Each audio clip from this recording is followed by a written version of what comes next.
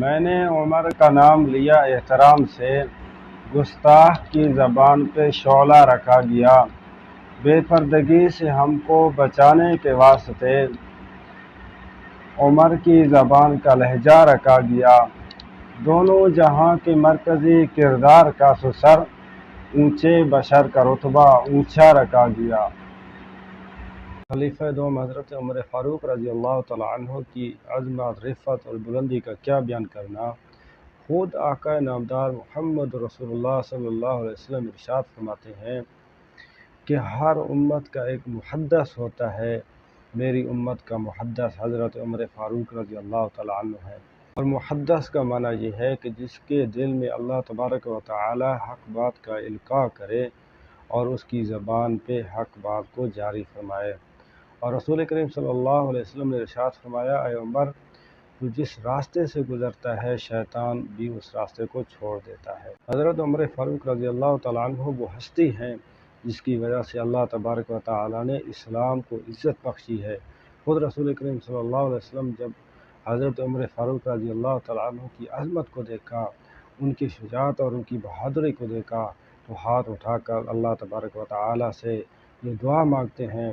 اللہم اعز الاسلام بعمر بن الخطاب، اے اللہ اسلام کو عزت عطا فرما حضرت عمر بن الخطاب رضی اللہ تعالیٰ عنہ کے ذریعے سے۔ بسم اللہ الرحمن الرحیم۔ السلام علیکم دوستو، آج یکم محرم الحرام ہے۔ یکم محرم الحرام میں اسلامی تاریخی اعتبار سے ایک ایسے بادشاہ، ایک ایسا حکمران، ایک ایسی شخصیت کی شہادت کا دن ہے جس کی عدالت، جس کی حکومت، جس کے کارنامے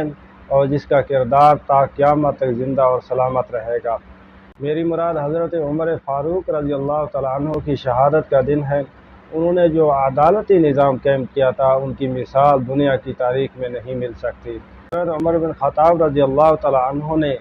جو مسلمانوں کو عدالت دی ہے، جو مسلمانوں میں عدل و انصاف کا نظام قائم کیا، فرمایا کہ اگر دریائے فرات کے کنارے میں کوئی کتے کا بچہ بھی اگر پیاسا مر جائے تو عمر اس کا ذمہ دار ہے۔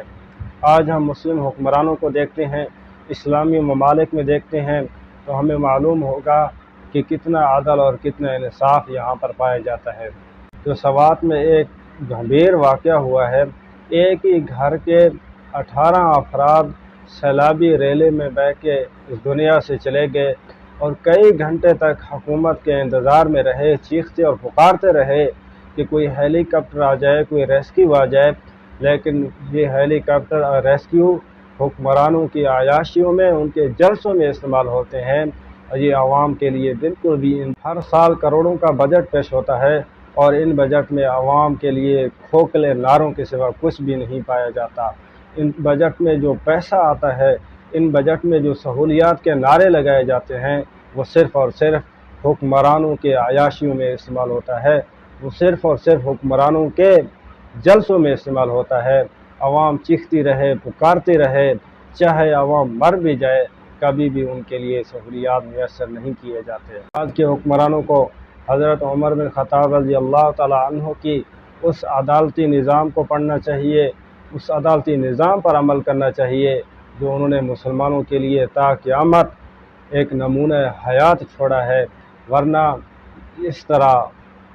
ہمارے پرائم منسٹر صاحب نے کہا تھا کہ قومیں نہیں چلتی۔